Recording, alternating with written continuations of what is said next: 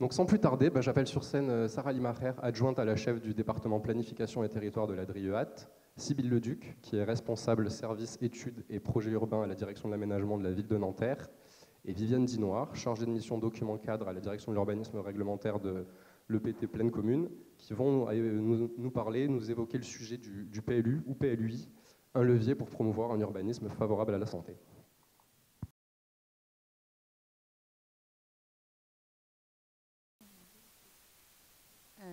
Bonjour à tous. Alors, je vais faire une toute petite correction puisque je suis depuis la semaine dernière chef et plus adjointe du département planification et territoire. Mais donc, donc c'est le département au sein de la direction régionale et interdépartementale de l'environnement, de l'aménagement et des transports qui est plus en charge du volet planification et donc des documents d'urbanisme, mais aussi de l'intégration des autres documents de planification plus sectoriels dans les documents d'urbanisme. Donc, j'ai été invitée aujourd'hui par Alban Narbonne à introduire cette table ronde et puis à l'animer. Et je remercie Ecopolis pour cela. Donc, effectivement, comme disait Luc Ginaud, l'environnement est un facteur assez important d'inégalité de santé qui a été mis en exergue par la crise Covid. Et du coup, cela a conduit, lors du plan régional santé-environnement 3, celui qui est en cours et qui va être suivi par le plan régional santé-environnement 4, à définir un axe pour préparer l'environnement de demain pour une bonne santé, avec notamment une action de prise en compte de la santé dans les politiques d'aménagement. Et du coup, cet axe est mis en œuvre aujourd'hui avec l'appui d'Alban Narbonne via tous les événements qui l'animent et plus particulièrement Alban Narbonne est mobilisé pour aussi développer l'axe santé et urbanisme, pas uniquement dans les projets d'aménagement, mais à une échelle plus amont, qui est celle de la planification. En effet, les documents de planification urbaine sont un levier assez important pour promouvoir un environnement sain pour toutes les populations et davantage égalitaire, puisqu'ils permettent d'intégrer différentes politiques publiques. Donc, on parlait de risques et nuisances précédemment, mais aussi de développement des équipements, d'aménité, d'accès au transport, d'équilibrage entre les lieux d'habitat et d'emploi, ce qui a un rôle assez important sur les temps de trajet quotidiens et de chacun des franciliens.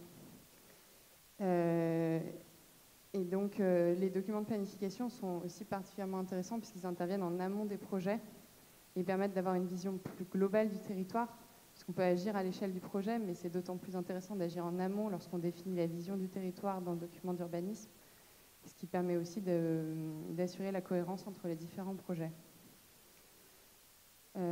Et donc, parmi tous les documents de planification urbaine, alors on a actuellement le schéma directeur de la région Île-de-France qui est en cours de révision et va être un document particulièrement structurant. Mais on a aussi à une échelle beaucoup plus locale, et c'est l'objet de cette table ronde aujourd'hui, les plans locaux d'urbanisme et plans locaux d'urbanisme intercommunaux, qui permettent vraiment de traiter de tous les enjeux qui vont avoir une influence sur les déterminants de santé au niveau d'un territoire donné et d'adapter le traitement de ces enjeux aux spécificités locales. Et en particulier d'intégrer finalement les différentes autres politiques publiques qui peuvent être exprimées dans des documents de planification à une échelle plus macroscopique, comme le schéma régional de cohérence écologique par exemple, ou le schéma régional climat et énergie, qui vont en fait ensuite être tous intégrés dans les SCOT, puis déclinés dans les plans locaux d'urbanisme et plans locaux d'urbanisme intercommunaux. Alors, effectivement, je remercie les personnes qui ont fait l'introduction. La santé est un vieux sujet, mais c'est finalement un sujet assez exploratoire pour les documents d'urbanisme. Et donc, aujourd'hui, c'est tout l'intérêt de ce temps de retour d'expérience, puisque le sujet est amené à monter dans les nouveaux documents qui s'élaborent, et notamment les nombreux plans locaux d'urbanisme intercommunaux qui s'élaborent sur le territoire de la métropole du Grand Paris. Et du coup, je remercie vivement Madame Viviane Dinoir et Madame Sybille Leduc qui sont ici pour partager leur retour d'expérience sur le PLUI de Plaine Commune et sur le PLU de Nanterre. Je ne sais pas si vous voulez vous présenter. Oui, bonjour à tous et toutes. Donc Sybille Leduc, à la ville de Nanterre, donc la responsable du service études et projets urbains à la direction de l'aménagement. Bonjour à tous, donc Viviane Dinoir, moi je suis chargée de mission document cadre au sein de la direction de l'urbanisme réglementaire de l'EPT Plaine Commune.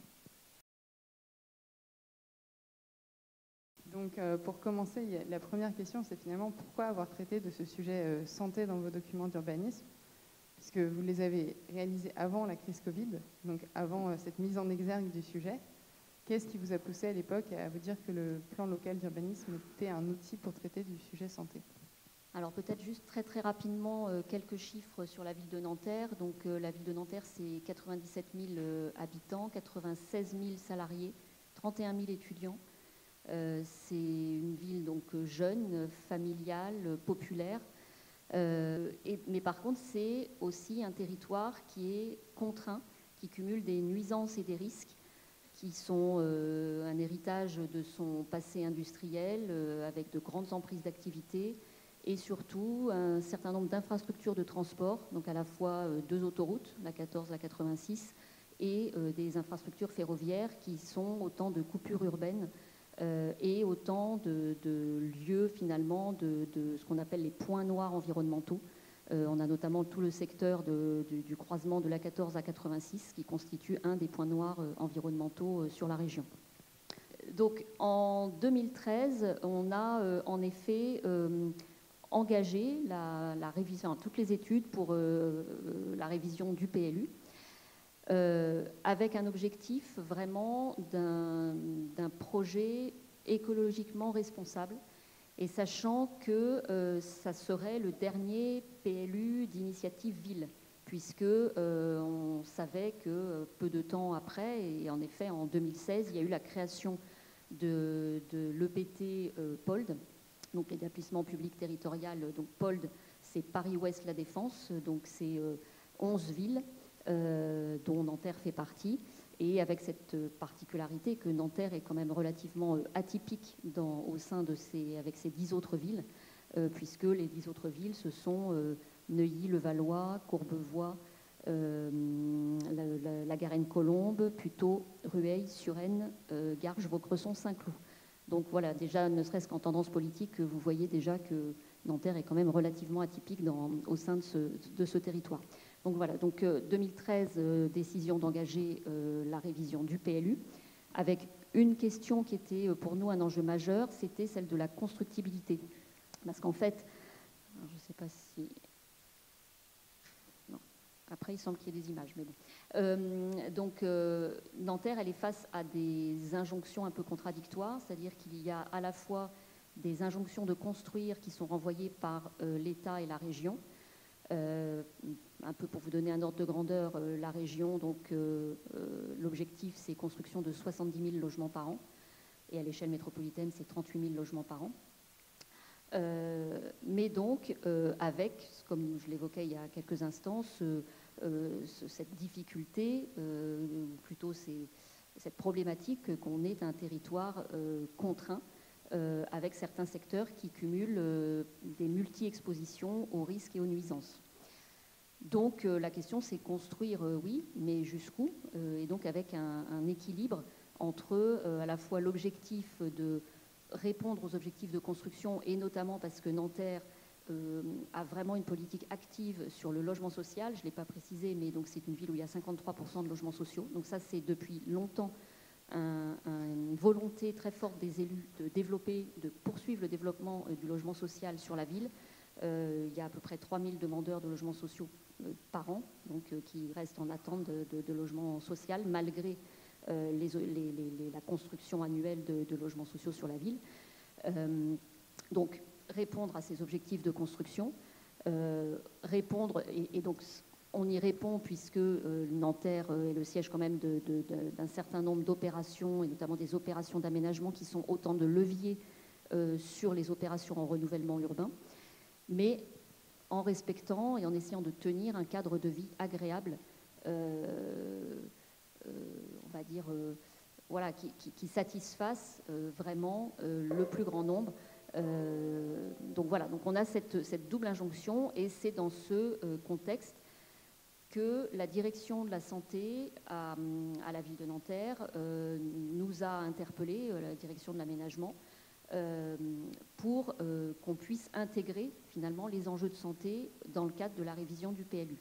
Donc il y a une sorte d'acculturation de la direction de l'aménagement sur cette notion d'urbanisme favorable à la santé et sur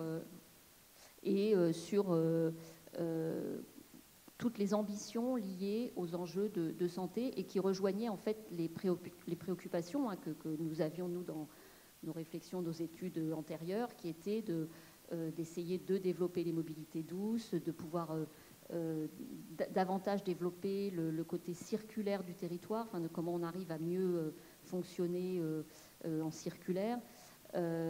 Évidemment, le développement de toutes les aménités paysagères, et puis cet enjeu qui était donc pour nous important, de développement du logement pour tous. À l'EPT Pleine Commune, donc, on s'est doté d'un premier plan local d'urbanisme intercommunal qui a été approuvé donc, en février 2020, qui a été en fait engagé en 2017, élaboré très rapidement. Peut-être avant de parler en fait des raisons pour lesquelles cette thématique de la santé en fait a innervé ce PLUI, un portrait rapide du territoire de Pleine Commune. Il est vraiment brossé très très rapidement. Donc c'est un territoire qui recouvre 9 communes, qui est situé donc au nord de Paris, dans le département de la Seine-Saint-Denis, qui compte plus de 440 000 habitants, donc avec une population qui est en progression, plus de 6% entre 2013 et 2019, avec une population fragile. Il y a beaucoup de points de similitude, je dirais, avec Nanterre, donc avec notamment une proportion de chômeurs importante, de ménages aussi qui sont sous le seuil de pauvreté.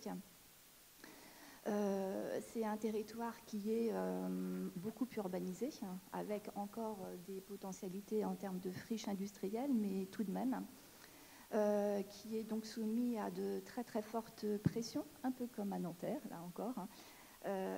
Donc effectivement des pressions au niveau de l'environnement, des ressources naturelles. Le territoire est traversé par des grandes infrastructures routières, l'autoroute A1, l'autoroute A86, des voies ferrées aussi, et puis au nord, nous avons aussi les zones aéroportuaires avec le Bourget et l'aéroport de Roissy-Charles de Gaulle. Il y a par ailleurs des espaces naturels remarquables, vous les voyez sur la carte en bas, donc à droite, ce sont les grandes taches vertes, donc qui, notamment le parc Georges Valbon et le parc de l'île Saint-Denis, qui font partie du réseau Natura 2000. Mais à côté de ça, en fait, on a une insuffisance, une carence en espaces verts de proximité. La problématique en fait de pollution des sols, de l'air, la pollution sonore est vraiment très prégnante sur notre territoire, et du coup est prise, gérée de plus en plus à bras le corps. À côté de ça, donc c'est un territoire qui est en plein renouvellement urbain, qui offre aussi énormément de potentialités, j'y reviendrai, mais on a des grands projets d'envergure avec les Jeux Olympiques, 7 gares du Grand Paris Express, 14 programmes NPNRU, qui sont, oui, je dis des opportunités parce qu'ils permettent aussi d'inventer, d'initier du nouveau mode de développement. En tout cas, c'est ainsi qu'on essaie de les envisager. Donc à côté de ça, oui, effectivement, on a le dérèglement climatique, je pense dans toute la région parisienne, Paris, la proche couronne, qui se matérialise de plus en plus, avec des habitants du coup qui sont vulnérables par rapport à ces problèmes-là. Et on a aussi un territoire qui apparaît comme peu résilient, car dépendant beaucoup donc des ressources extérieures, beaucoup d'intrants, beaucoup d'extrants, et donc avec cette question de l'économie circulaire. Alors peut-être avant, je reviens en arrière. Donc pourquoi effectivement intégrer cette thématique de la santé dans d'autres documents d'urbanisme? Alors en fait, c'était une spécificité du territoire de Plaine Commune, mais il y a eu en fait un projet de territoire qui s'est construit de longue date et qui a été initié en particulier avec un SCOT lorsque le territoire était compétent en la matière. Donc un SCOT qui date de 2007 et qui a été élaboré simultanément en fait avec les bases qui ont été posées pour une politique d'environnement du territoire, puisqu'en fait simultanément en 2007 on a eu ce SCOT et le plan communautaire pour l'environnement qui ont été approuvés. Donc c'est vrai que d'emblée, finalement, le territoire s'est emparé de cette problématique. Et progressivement, au cours du temps, les réflexions se sont enrichies avec des documents cadres comme le PCET en 2010, l'Agenda 21 en 2021, le contrat de développement territorial en 2014, qui a 5 principes forts, mais dont un qui vise en fait un développement soutenable, qui a vraiment en ligne de mire en fait un engagement responsable vis-à-vis des grands enjeux écologiques du territoire et qui cherche en fait à construire un territoire plus sobre et moins vulnérable. Par la suite, il y a eu aussi d'autres documents cadres stratégiques qui ont été élaborés, eux aussi innervés par cette question de la santé et de la qualité de l'environnement, de la qualité du cadre de vie. C'est le plan local de déplacement en 2015 et le PLH en 2016-2021. Pardon, 2016, sur la période 2016-2021. Des chartes, des conventions de qualité ont aussi accompagné la mise en œuvre pratique opérationnelle en fait, de ces documents cadres. Par rapport au PLH, on a une convention qualité construction neuve. On a aussi eu d'élaborer un référentiel d'aménagement soutenable. Tout ceci pour donner un côté un peu pratique, opérationnel à ces documents cadres dans la construction au quotidien de la ville. Et lorsque le PLUI s'est élaboré, donc en 2017, il allait de soi qu'il devait effectivement intégrer cette problématique et se nourrir des documents cadres stratégiques qui avaient été élaborés au niveau du territoire en tant que documents ensembliers et donnant à voir en fait ce projet de territoire. Voilà. Peut-être un point supplémentaire, c'est que en fait, le PLUI a aussi offert une opportunité à ces documents cadres en donnant en fait une valeur réglementaire à certains aspects, ce qu'il n'avait pas. C'est-à-dire que le PLH fixe des grandes orientations. Effectivement, il est décliné dans le PLUI, mais on a vraiment souhaité aller le plus loin possible en s'inspirant aussi de la Convention qualité construction neuve pour donner un caractère réglementaire, donc obligatoire dans certains cas, aux orientations qui étaient prises. Merci. Merci beaucoup. Et donc, bon, vous avez déjà esquissé de premiers enjeux de santé sur votre territoire en les décrivant et les présentant. Mais du coup, au cours de la démarche d'intégration de l'enjeu santé dans l'élaboration de votre PLU ou PLUI, qu'est-ce qui est apparu en termes de diagnostic et quels sont les constats et grands enjeux que vous avez pu identifier sur votre territoire en complément de ce que vous avez déjà pu nous dire? Donc sur Nanterre, comme je le disais, là, suite à cette interpellation entre guillemets de la direction de la santé au moment où on engageait notre révision du PLU, ça nous a vraiment amené à faire de la santé et du bien-être au regard de tous les éléments en effet de constat qu'on avait nous sur le territoire et notamment cette question alors à la fois de nuisance et de contraintes du territoire et de la nécessité d'offrir un territoire avec le plus d'aménités pour le plus de Nantériens. On a vraiment inscrit, c'est vraiment le chapeau de notre PADD, du projet d'aménagement et de développement durable, on inscrit la santé et le bien-être au cœur du projet de ville et pour tous les Nantériens, y compris les populations les plus vulnérables. Donc c'est vraiment un peu la clé de voûte de notre PADD avec c'est vraiment affirmé dans le préambule. Donc c'est ce que vous voyez ici, restant une ville pour tous, soucieuse du bien-être et de la santé de tous les Nantériens actuels et futurs, y compris les plus vulnérables. Et donc autour de ça se déclinent 3 grandes thématiques donc, qui tournent autour des déplacements, des transports, la ville des proximités, de tout ce qui est la qualité du cadre de vie et de tout ce qui tourne autour de la notion de solidarité de la ville solidaire. Tout ça étant complété par un volet spatial, donc on en parlera juste après, donc avec les grands secteurs de développement sur la ville, et avec, dès l'introduction, on va dire, du PADD, qui se décline dans le document, la promotion de l'UFS, de l'urbanisme favorable à la santé, et d'un outil qu'on a utilisé, qui est l'évaluation d'impact en santé, ce qu'on appelle les EIS. Ah, il n'y a toujours pas les images, mais c'est pas grave, je pense que vous les imaginez. Je vais peut-être continuer, puis je vous le... donc, le PADD, et qui donne finalement un objectif d'encadrer les développements, à la fois en ciblant les développements sur certains secteurs. Donc, on a 3 grands territoires de projets sur la ville, qui sont en fait qui sont des grandes opérations d'aménagement.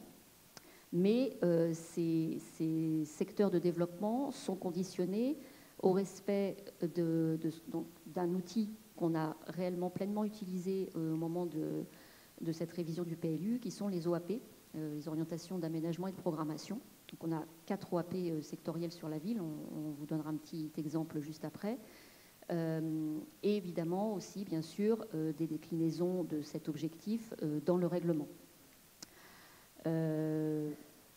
Voilà, donc vous avez, bon, c'est juste un petit aperçu, hein, mais vous avez les 3 grands territoires de projet, avec notamment peut-être ceux qui en ont entendu parler, tout le secteur des GROU. Donc les GROU, c'est vraiment à l'arrière de la Défense, c'est tout un territoire essentiellement occupé par de l'activité, mais qui aujourd'hui, qui était coupé du reste de la ville par les infrastructures ferrées. Et donc... je vous donne un petit aperçu donc, de l'OAP sur le secteur des GROU. Donc l'OAP, elle fonctionne, il y a toute une partie diagnostique qui est faite sur le territoire de l'OAP, donc à la fois pour faire émerger les atouts et les faiblesses et les enjeux du territoire, et qui donne, donc c'est un document qui donne à la fois des orientations et des prescriptions graphiques et écrites. Et donc là, pour le secteur des GROU, en fait, le préalable à tout le développement de cette opération d'aménagement, alors je ne l'ai pas précisé, hein, l'aménageur, en fait, on a 2 aménageurs sur la ville, l'aménageur, on va dire notre aménageur, la SPLNA, et on a Paris La Défense, qui est donc, puisqu'une grande partie de Nanterre est dans le territoire de l'opération d'intérêt national de la Défense, et donc il faut bien sûr composer avec cet aménageur. Et je ne vais pas rentrer dans le détail, mais je reviens une seconde sur la notion de constructibilité. Il faut savoir que sur les GROU, le programme initial était de 800 000 mètres carrés, c'était extrêmement important. Et qu'il y a eu un espèce de bras de fer avec l'État pour faire diminuer ces objectifs de constructibilité qui n'étaient absolument pas tenables et le territoire n'aurait pas pu encaisser, tout ce secteur des GROU. On est arrivé à un accord sur 630 000 mètres carrés en 2019. Et progressivement, on est en train de continuer à essayer de dédensifier parce qu'on se rend compte au fur et à mesure, donc là c'est un secteur qui est rentré en phase opérationnelle avec déjà des premiers permis de construire, mais il y a toujours des discussions en cours pour continuer à réduire finalement, plus équilibrer le programme de construction avec la part d'espace vert. Et ça a été une, entre guillemets, petite victoire de Nanterre. Donc d'une part, elle prescrivait dans l'OAP de conditionner le développement de tout ce secteur à son désenclavement préalable, donc avec la construction de 3 ponts, et puis l'aménagement, tout un aménagement vière. Et ça, néanmoins, c'est quelque chose qui pèse beaucoup, évidemment, dans le bilan d'aménagement de toute cette grande ZAC. Et c'est toute la difficulté, on revient vraiment un peu à l'injonction contradictoire qu'on évoquait tout à l'heure, c'est oui, la nécessité de construire, et ne serait-ce que parce qu'il faut équilibrer, entre guillemets, le bilan d'aménagement. Donc il y a une espèce d'approche comptable qui est une réalité, mais néanmoins, on ne peut pas aveuglément construire, répondre à ces objectifs de construction, y compris parce qu'il faut tenir le bilan de la ZAC. Donc le préalable, c'est le désenclavement du site, et c'est vrai qu'on n'a pas mis de photos avant-après, mais c'est vrai que c'est intéressant de voir comment était ce secteur d'Aigrou et comment il est en train de se transformer. Et puis, donc bien sûr, le développement d'équipements qui va accompagner tout ce développement urbain. Et puis, là où on a cette petite victoire dont je vous parlais, c'est qu'on a réussi à faire en sorte qu'il y ait 4 hectares d'espace vert sur l'ensemble de ce futur quartier, ce qui n'était pas le cas initialement. Je crois qu'on était au départ à 1,5 hectare. Et on a obtenu la localisation d'un parc, tout un jardin linéaire qu'on appelle le jardin des rails. Et donc, voilà, avec cette notion, dès ce moment-là, donc dès 2016-17, dans toutes les années préalables à la création de la ZAC, donc surtout 2018, donc avec l'idée de déjà essayer d'avoir plus de nature. Donc on en parlera peut-être aussi, mais c'est l'idée d'avoir plus de nature en ville. Et évidemment, ça, on a vu que ça avait été crucial pendant la crise sanitaire. Donc voilà, donc ça c'est pour vous donner un peu une déclinaison de l'un des outils de notre PLU, donc qui sont ces orientations d'aménagement et de programmation. Donc sur sur Nanterre, on en a 4, comme je vous le disais, celle sur l'Aigrou. On en a une sur tout le secteur de ce qu'on appelle les bords de Seine. On en a une qui est donc plutôt qui recouvre une grande partie du tissu ancien, du tissu existant. Je ne sais pas si on aura le temps de le développer, mais c'est intéressant parce que donc, sur Nanterre, on a vraiment une ville du XXe siècle, on va dire, et une ville ancienne. Et tout l'enjeu, c'est de recoudre ces 2 morceaux de ville, notamment via, alors je ne vais pas non plus rentrer dans les détails, mais toute la ZAC Seine-Arche, qui vient faire la couture entre ces 2 villes, et puis une 4e OAP qui est autour de la gare de Nanterre-Ville. Et peut-être juste pour finir sur donc la déclinaison dans notre PLU, outre le PADD et les OAP, on a introduit, il y a une déclinaison dans le règlement, avec notamment l'introduction d'une zone naturelle, qui correspond à les tâches vertes que vous voyez. C'est celle qui est centrale, c'est le parc André Malraux, et puis celle qui est au nord, le long de la Seine, c'est tout le parc du chemin de Lille. Et en fait, l'idée, c'est vraiment un peu de sanctuariser ces espaces verts, que justement on ne vienne pas construire dessus, même si c'est pour on va dire, l'accompagnement des usages de ces espaces verts. On a renforcé et développé des espaces, ce qu'on appelle des EVP, des espaces verts protégés, qui sont essentiellement des espaces verts de cœur d'îlot, mais qu'on a essayé de rendre complètement continus, et là aussi dans l'idée de ne pas venir trop construire sur ces espaces verts-là. Et puis on a introduit, donc dans ce PLU de 2015, c'était réglementaire, mais donc l'article 15 qui allait au-delà à l'époque de la réglementation thermique en vigueur. Et puis on a aussi eu des ajouts dans le règlement sur les terrasses végétalisées, entre autres. Voilà. Donc on a vraiment essayé de décliner, alors je ne rentre pas non plus dans les détails, mais pour revenir sur l'aspect plus multithématique de l'approche santé, un des éléments forts aussi de notre PLU, c'est vraiment la notion, et ça on le verra peut-être après dans la charte qualité, d'offrir du logement pour tous, donc y compris pour les populations les plus fragiles, et donc avec la volonté très forte des élus de pouvoir offrir en intérieur un parcours résidentiel, donc avec une très forte politique de maîtrise des prix qui permet en fait non seulement donc, de loger les catégories dans le logement social, mais aussi de permettre de l'accession sociale à des prix vraiment maîtrisés et encadrés. Et aussi donc, sur l'accession libre, on a une forte maîtrise des prix. Donc ça, c'est un travail de longue haleine qui est mené avec les aménageurs, en particulier avec Paris La Défense, donc sur la maîtrise des prix. Et juste aussi, un petit point que je voulais évoquer, c'était sur tout ce qui est habitat indigne et habitat insalubre. Nanterre a une politique très forte aussi, et depuis très longtemps.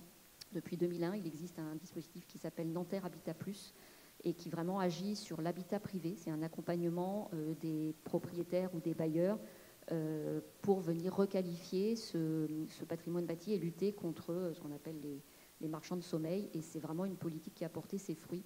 Je ne pourrais pas vous donner les chiffres là, mais on a vraiment, comment on va dire, résorbé une grande partie de l'habitat insalubre sur Nanterre, même si malheureusement il en reste encore.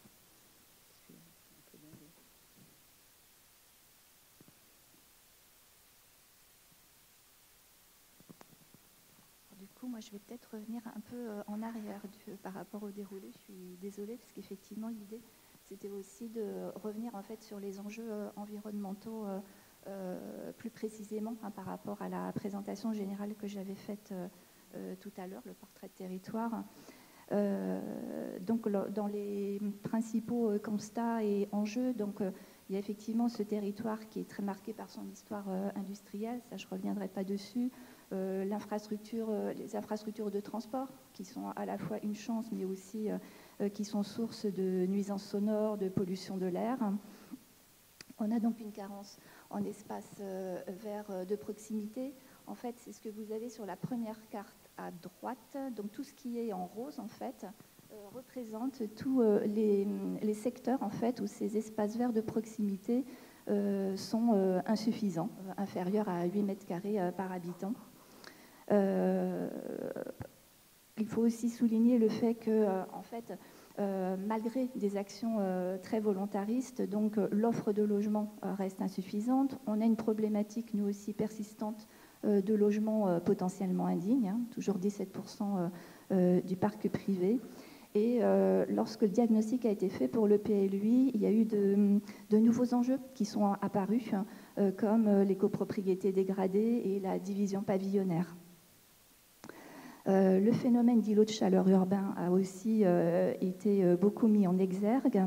Et puis aussi la question du réseau de chaleur, puisqu'on en avait un déjà à l'époque, mais qui était partiellement développé, avec aussi un problème de déperdition thermique des logements. On a un grand nombre d'appartements, mais c'est aussi lié à l'ancienneté du bâti, qui est donc soumis à des déperditions thermiques et avec un grand nombre de ménages qui sont touchés par la précarité énergétique. Ensuite, tout comme à Nanterre, donc on a effectivement cette question des éléments paysagers qui sont fragmentés et peu valorisés. Donc en termes de grands enjeux, l'idée c'est vraiment de s'appuyer sur les nombreux projets structurants du territoire pour essayer de développer un nouveau mode de développement plus vertueux qui soit favorable donc à l'amélioration de la qualité de vie de la population. C'est le volet héritage dont vous avez peut-être entendu parler, en particulier pour les Jeux Olympiques. Et puis donc traitement des coupures urbaines, réalisation d'équipements, recherche aussi d'innovation dans la production des équipements, avec de l'hybridation, de la mutualisation. Toutes ces pistes en fait ont été pointées. Donc un des objectifs est aussi, vu la situation, de limiter très fortement la consommation des espaces naturels et agricoles, développer les espaces verts, donc la trame verte, et poursuivre une politique ambitieuse donc de construction des logements en favorisant la mixité sociale, en encadrant les tailles, statuts de logement, les formes urbaines, la qualité des constructions, les prix de sortie, et faire face bien sûr donc aux problématiques de l'habitat privé que j'ai évoquées. Un des points très forts aussi, donc, c'est de préserver le bien-être des populations et de réduire l'exposition donc aux pollutions, d'améliorer la performance énergétique du territoire, promouvoir l'économie circulaire et puis préserver, mettre en valeur les paysages. Alors en fait, tous ces grands enjeux, on a cherché à les développer en fait dans les différentes composantes du PLUI, donc qui transparaissent à la fois dans le PADD, donc le projet politique stratégique du territoire, et aussi, je dirais, dans les documents plus opérationnels, donc orientation d'aménagement et de programmation et le règlement à proprement parler. Pour le PADD, en fait, donc on a 5 grands axes, 5 grandes orientations stratégiques qui guident, qui traduisent en fait ce projet politique de développement du territoire, avec un axe quand même essentiellement donc c'est celui que je vous ai mis donc en diapositive et qui porte donc sur un territoire écologiquement responsable pour le bien-être de ses habitants. La volonté, c'est véritablement donc d'avoir un territoire vivable, viable pour les générations futures. Donc, dans les grands axes que vous voyez là, qui sont en fait figurés aussi sur la cartographie, donc à droite, donc vous avez cet objectif de développer et valoriser les espaces verts, concrétiser la trame verte et bleue, qui se traduit par un objectif quantitatif, créer 70 hectares d'espaces verts supplémentaires de plus d'1 hectare chacun, d'augmenter aussi les espaces verts dans les parcelles privées, avec cette idée qui est commune avec Nanterre d'avoir une sorte de continuum au sein de ces parcelles privées entre elles. Donc limiter la consommation des espaces naturels agricoles. En termes de préservation du bien-être des populations et réduction de l'exposition aux pollutions, l'idée est d'infléchir le mode d'aménagement et d'aller donc vers de nouveaux modes et d'aménagement et de construction, en particulier à proximité des autoroutes et puis des voies ferrées. En termes d'amélioration de la performance énergétique du territoire, donc l'idée est de promouvoir en fait des constructions qui soient économes en ressources, de promouvoir la rénovation énergétique, de réduire en fait les consommations énergétiques finales. Concernant l'adaptation du territoire aux premiers effets du changement climatique, différents leviers, celui de la limitation en fait de l'artificialisation des sols, donc en favorisant aussi la pleine terre, la végétalisation du bâti, des cœurs d'îlots. L'idée de développer aussi une conception bioclimatique des constructions. Et puis de donner corps en fait à la trame verte et bleue, dont je vous ai dit au début de l'exposé qu'il y avait eu effectivement cette trame verte et bleue qui avait été créée il y a plusieurs, qui avait un document qui l'a révélé il y a plusieurs années de cela, mais l'idée là c'est de la traduire davantage dans notre document d'urbanisme et de retrouver en la matière un cycle naturel de l'eau. En termes d'économie circulaire, donc l'accent est mis sur le développement de l'agriculture urbaine. On a quelques petits secteurs qui sont protégés, vous le verrez dans le cadre du règlement. Chercher à produire localement, développer les énergies renouvelables, inciter au recours aux matériaux recyclés. Ainsi que j'ai dit, on a un territoire qui effectivement connaît un grand nombre de projets structurants. Et donc, effectivement, vous avez beaucoup de matériaux, de déchets qui peuvent donner lieu aussi à du recyclage. Donc, l'idée, c'est vraiment de lancer un chantier dans ce sens-là. Alors, ces enjeux, ils se traduisent dans les différentes OAP thématiques et sectorielles du territoire. Alors, on a 3 OAP thématiques qui sont transversales, donc qui touchent tout le territoire de Plaine Commune. Une OAP grands axes urbanisme de liaison, une OAP commerce artisanat et une OAP dont je propose là, de parler plus longuement sur l'environnement et la santé. Mais vraiment, je voulais insister sur le fait que vraiment cette thématique de l'environnement et de la santé, elle innerve tous les documents du PLUI. Concernant donc cette OAP environnement santé, elle est composée en fait de 3 types d'orientations. Donc des orientations qui portent sur l'ensemble du territoire, qui peuvent être déclinées quand même en fonction de paysages qui ont été identifiés. Donc c'est la petite carte tout en haut à droite. Et donc avec des spécificités qui ont été identifiées. Par exemple, donc au sud, c'est ce qu'on appelle nous la ville mosaïque, avec un tissu urbain très fragmenté, avec une faible présence en fait des espaces de nature. Vous avez la ville paysage, qui concerne plus le nord du territoire, où là on a une plus grande prégnance des espaces verts, qu'ils soient de grande taille ou plus petits. Et puis, en fait, on a la zone dite confluence, donc, donc à l'ouest, qui marque le paysage par le réseau hydrographique. Dans ces orientations transversales, on insiste en fait sur la gestion locale de l'eau, donc en promouvant des sols qui sont poreux, perméables, en cherchant à limiter les problèmes de remontée de nappes phréatiques, puisqu'on est confronté à ça sur le territoire. Un des axes, c'est l'amélioration du confort thermique des habitants et des usagers, donc par le type de matériaux, les revêtements de façade, la notion de confort d'été et d'hiver. Il s'agit aussi de développer la part du végétal en pensant biodiversité, en développant les continuités écologiques. Il y a aussi l'aspect important donc, de limiter l'impact des nuisances liées aux infrastructures. Donc en fait, on impose dans cette OAP une étude des nuisances sonores pour tous les projets qui sont à proximité donc des infrastructures routières et ferroviaires. Et on aborde aussi sous cet axe-là en fait les problèmes de pollution de l'air, avec cette idée de promouvoir des espaces tampons, d'adapter aussi les principes de ventilation interne pour essayer de faire en sorte que l'air intérieur soit le plus possible protégé, créer des écrans végétaux aussi le long des axes routiers. Donc, autre point, c'est l'amélioration de la qualité écologique des espaces publics.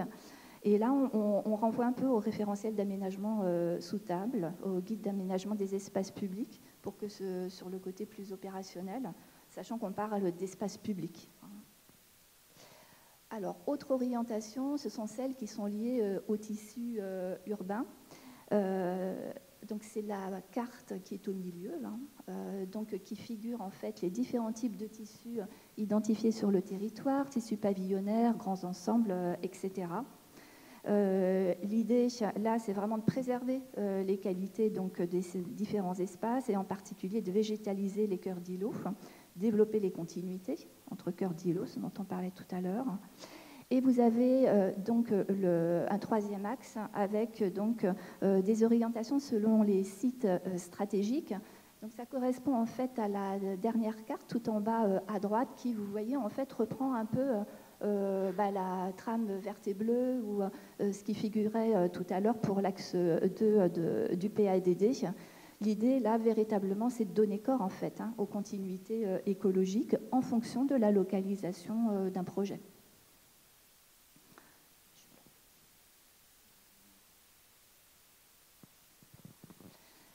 Concernant le règlement, en fait, je proposais de faire un zoom, et je vais aller vite, s'il y a des questions, je répondrai. Donc, un zoom, en fait, sur deux volets. Tout d'abord, les règles qui favorisent la nature en ville. Alors, on a conçu notre PLUI, son règlement, en identifiant, en définissant des coefficients d'espace libre, d'espace végétalisé et de pleine terre. C'est ce que vous avez un peu qui est symbolisé en bas à droite. Les espaces de pleine terre constituent une composante des espaces végétalisés qui eux-mêmes constituent une composante des espaces libres. Voilà. Avec des règles qui vont être distinctes. L'idée étant, ce qu'il faut retenir, je pense, de vraiment faire en sorte qu'il y ait un maximum de pleine terre. Et quand on parle de pleine terre, c'est vraiment jusqu'au tréfonds de la terre. Ce n'est pas 90 cm, 1 mètre.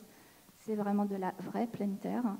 Et avec l'idée aussi d'inciter à planter, à préserver les arbres existants. Et si on ne peut pas les préserver, eh bien, à replanter, mais avec donc des règles de compensation. C'est-à-dire que si, dans le cas sur une parcelle privée, un promoteur, un propriétaire est contraint d'abattre un arbre, eh bien, il est tenu de replanter 3 arbres, donc alors pas forcément de la même espèce, mais en tout cas de la même taille. Alors, on a défini en fait un système d'unités de plantation qui conduit en fait à une certaine densité végétale, en cherchant à promouvoir en fait une diversité paysagère, en promouvant en fait une stratification, si vous voulez. C'est-à-dire que si jamais il doit y avoir des arbustes, eh bien en tout cas, ils ne pourront pas constituer par exemple plus de 30% des plantations.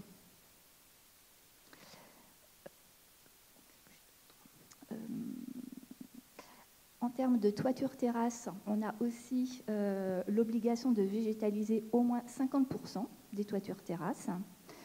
On a introduit aussi une obligation de traitement paysager des aires de stationnement à partir de 3 emplacements. Et pour les zones pavillonnaires, donc là, l'idée, c'est vraiment d'introduire un cumul de règles qui favorise des îlots de verdure de pleine terre. Je vais très vite.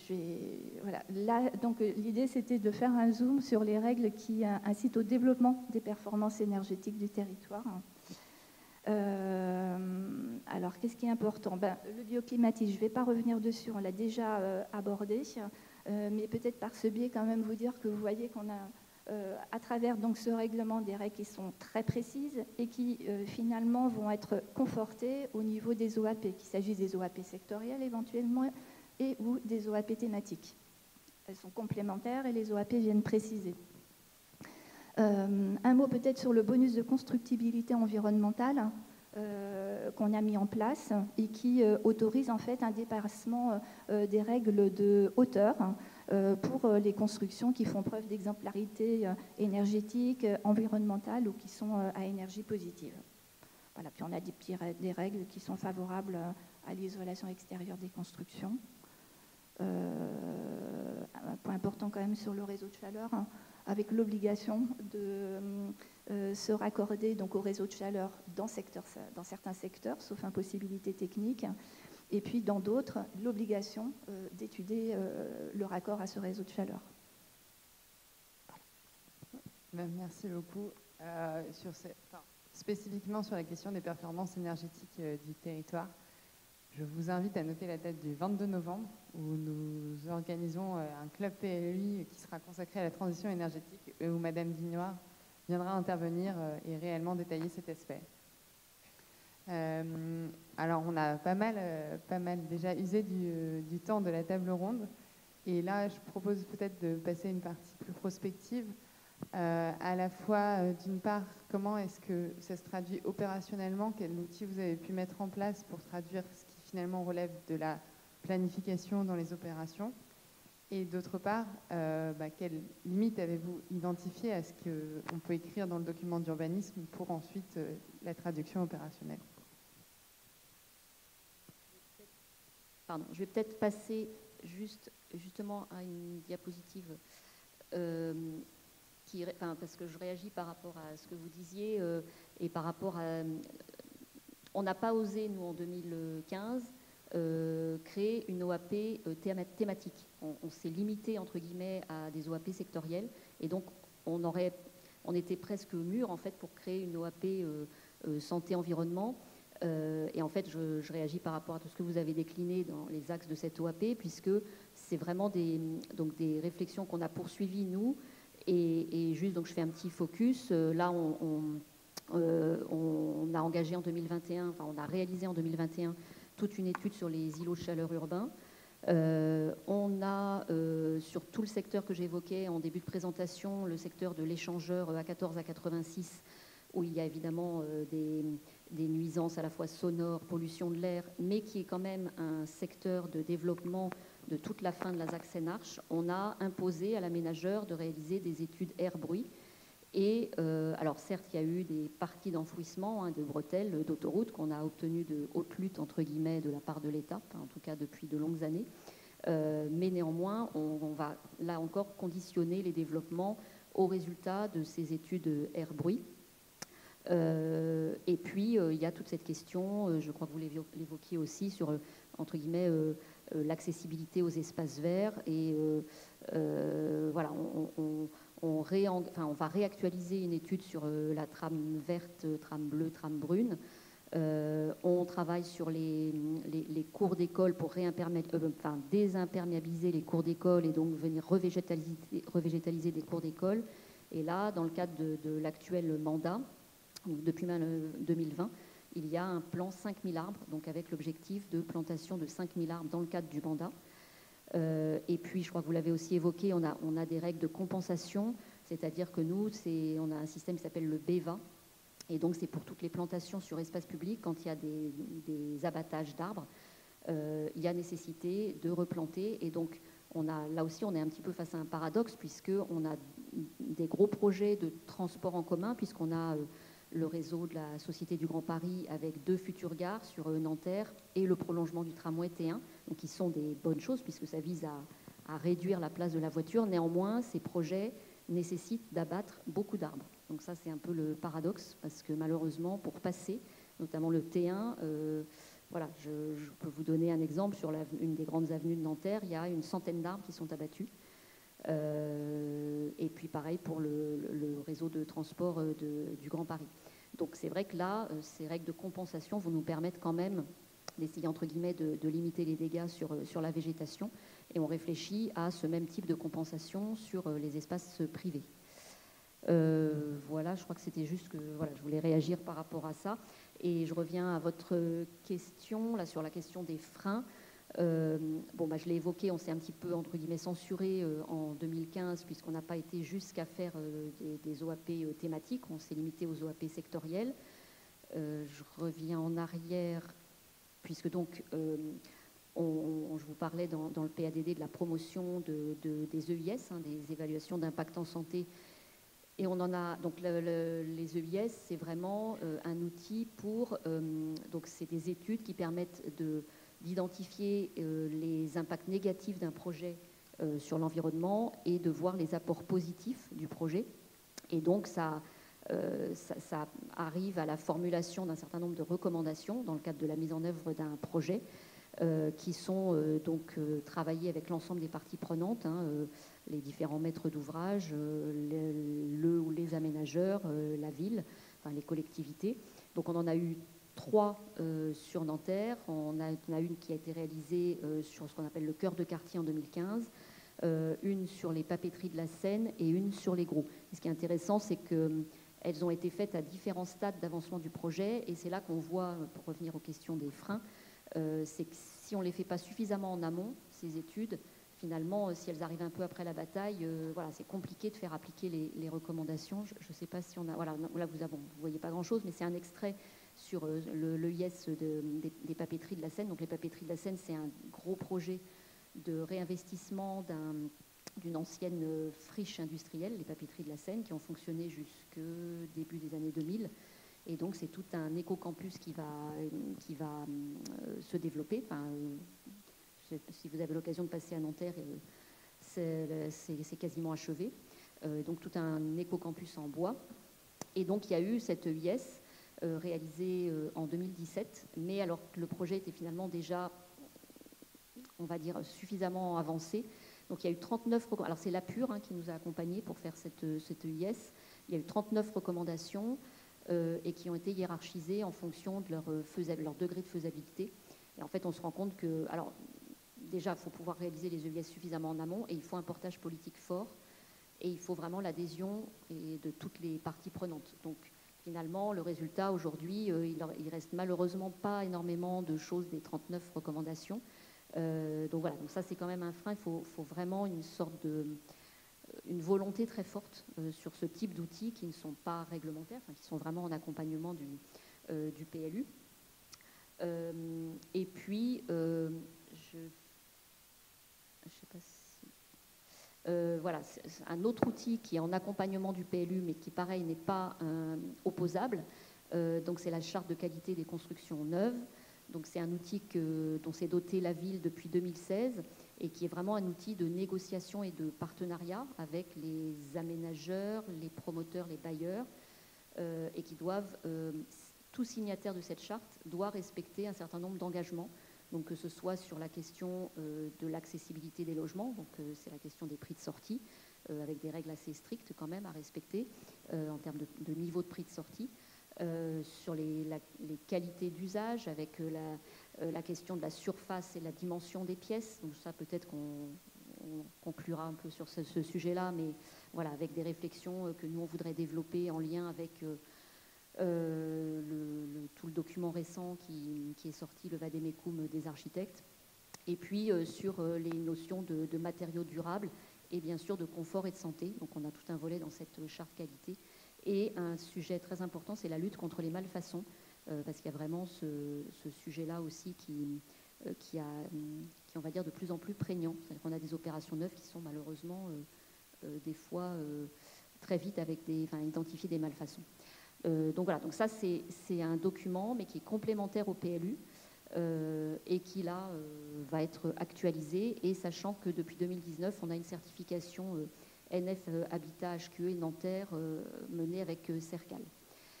Et puis dernier frein, si on peut dire, pour Nanterre, ce qui va être délicat et difficile, en tout cas, voilà, on a un vrai défi dans les années qui viennent, puisque va s'engager justement l'élaboration d'un PLUI. Donc c'est tout récent, il y a eu une décision prise par le territoire, et donc là, ça va être comment on arrive, nous, Nanterre, à faire en sorte que nos objectifs, notamment... Alors, il y a un consensus, il y a un travail qui a été effectué depuis début 2021 entre les 11 villes avec des études préparatoires en amont. Mais sur la question de la santé, on voudrait vraiment que cet enjeu soit un enjeu majeur à l'échelle du territoire. Les premières fois où on en a parlé, c'était quelque chose qui semblait un petit peu abscon pour certains de nos interlocuteurs. Donc on voudrait vraiment que ça soit un enjeu majeur de ce futur document. Et puis bien sûr sur la question des pollutions au sens large, mais aussi il faut savoir que Nanterre est une des seules communes de l'EPT qui accueille beaucoup de grands services urbains polluants justement. Polluants ou sources de nuisances, et on voudrait qu'il y ait un rééquilibrage à l'échelle territoriale, que chaque ville et chaque morceau du territoire prenne un peu sa part. Et donc voilà, ça c'est vraiment un défi pour nous, et y compris aussi sur les questions d'habitat et de qualité de l'habitat. Voilà, donc ça c'est vraiment, alors c'est pas un frein, mais c'est plutôt un défi on va dire à partir de l'année prochaine.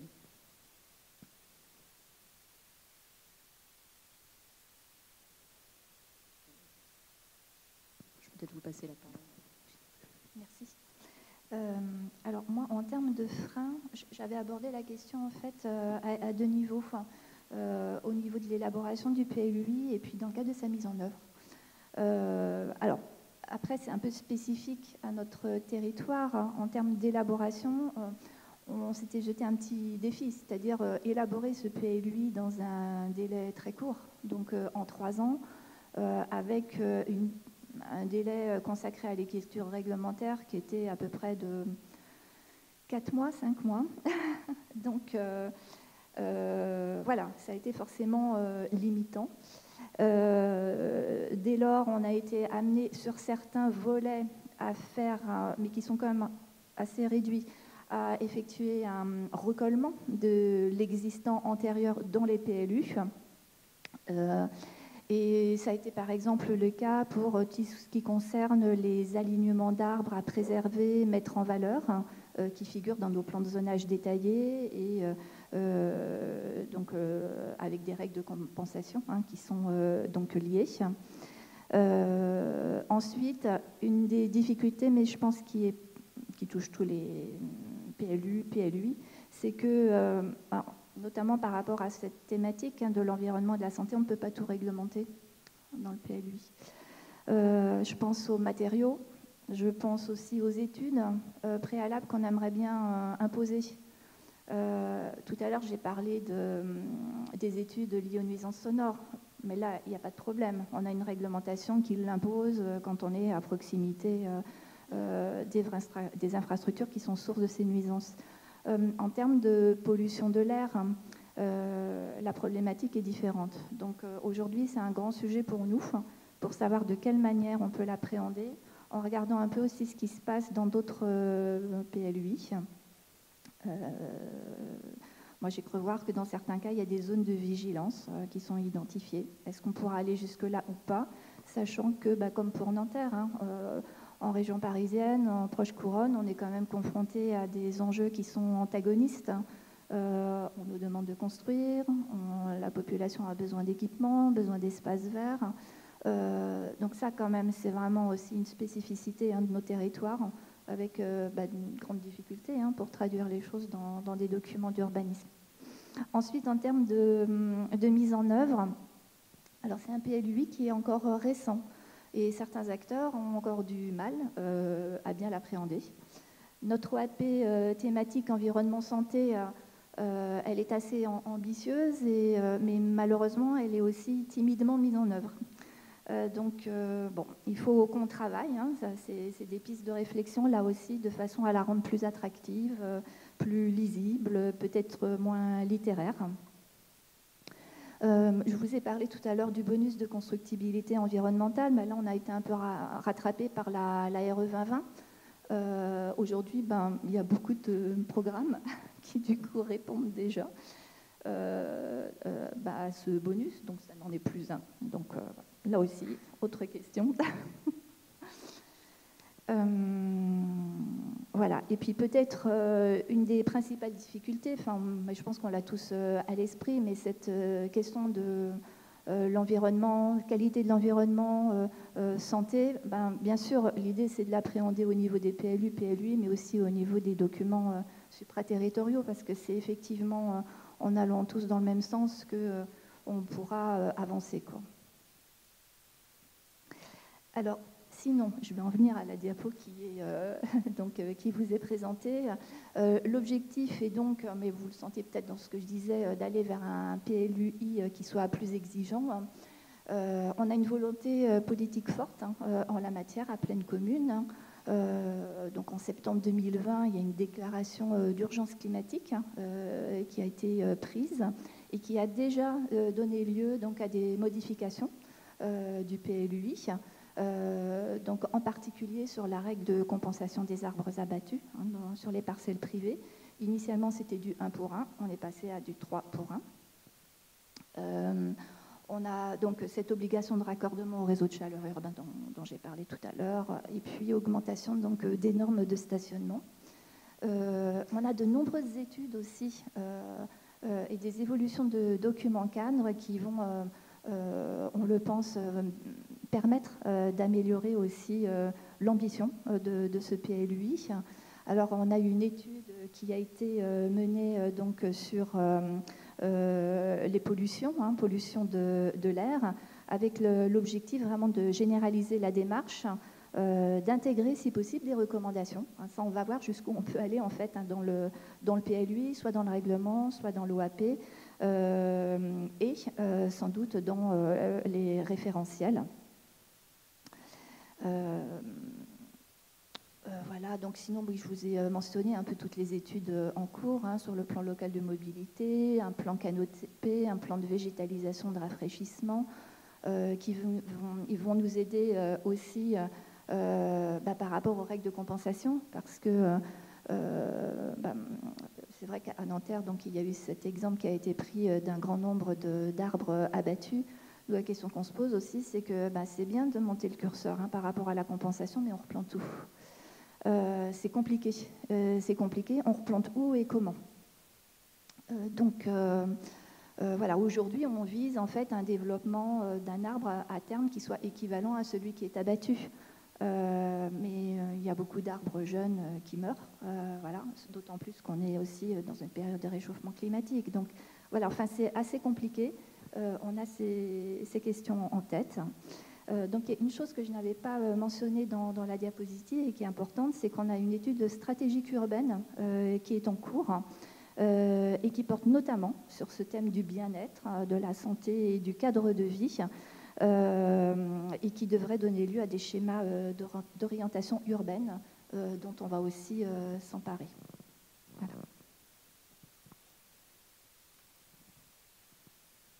Je peux peut-être juste compléter sur les freins ou parce que vous l'évoquiez, il y a cette notion de toute la gouvernance en fait en termes de planification à l'échelle régionale. On voit que nous, il y a des questions d'emboîtement ou en tout cas de cohérence qui peuvent se poser, puisque donc il y a eu le SCOT qui a été arrêté là récemment, et le SCOT qui s'est fait, nous, à notre sens, très rapidement. On pensait que parce qu'il avait été engagé avant la crise sanitaire, et on pensait qu'il y aurait peut-être presque un temps d'arrêt pour essayer un peu de tirer les enseignements de cette crise sanitaire et pour voir comment le SCOT allait intégrer certains enjeux. Et finalement, la métropole du Grand Paris a souhaité reprendre le planning un peu à marche forcée. Et on a trouvé que ça avait été fait un petit peu rapidement. Et surtout, ce qui nous a un petit peu interrogé, sans forcément... alors, nous semble-t-il, on a vu ça de notre position, sans forcément avoir des ponts, des liens avec la région qui a engagé déjà. Et pareil, dans un planning très, très, très contraint, le futur SDRIF environnemental. Donc nous, ça nous interroge un petit peu, comment ces différentes échelles s'emboîtent, sont cohérentes entre elles, sachant qu'il y a évidemment une obligation de compatibilité du niveau inférieur au niveau supérieur. Et donc comment ça s'articule, nous, comment on prend en compte les enjeux supérieurs, nous, pour le futur PLUI, et par rapport à nos enjeux aussi qui restent relativement spécifiques sur Nanterre, même si bien sûr il y a tous ces enjeux très, très transversaux. Merci. Je vais clore et conclure cette table ronde et je vous invite par la suite, si vous avez des questions pour nos intervenantes, à profiter des moments de pause que citait Alban ou à venir participer au club PLUI du 22 novembre. Donc pour conclure, on a pu voir qu'en fait il existe finalement déjà de nombreux outils qui peuvent intervenir sur divers sujets dans les plans locaux d'urbanisme afin du coup d'améliorer le cadre de vie et la qualité de vie des habitants, que ce soit sur la qualité du bâti, la rénovation thermique, la question des espaces verts, de l'exposition aux nuisances, et j'en oublie. Aujourd'hui, moi je retire 2 défis. Il y a un défi d'opérationnalité, de créer du coup le lien entre ce document de planification qui offre normalement une vision projet de territoire et intégré de l'ensemble du territoire et les opérations d'aménagement qui le mettent en œuvre. Donc chaque collectivité met en œuvre de différents documents, la charte de qualité du bâti par exemple, pour pouvoir assurer ce lien. Et l'autre défi qui a été donc cité à la fin, c'est le défi des nouveaux documents, cadres de la planification qui sont en train d'être élaborés, donc le SDRIF environnemental, et aussi pour moi le défi de la planification supracommunale en Ile-de-France et des PLUI qui sont... Alors, Pleine Commune a été très en amont et comme Est Ensemble, c'est les 2 PLUI en petite couronne qui ont été élaborés et sont déjà mis en œuvre. Mais sur les 9 autres PT de la métropole du Grand Paris, les PLUI sont en cours d'élaboration. Et donc, aujourd'hui, c'est vraiment le défi de prendre ce sujet de la santé environnementale pour l'intégrer dans ces PLUI. Voilà, merci à tous et je crois que c'est le temps d'une petite pause.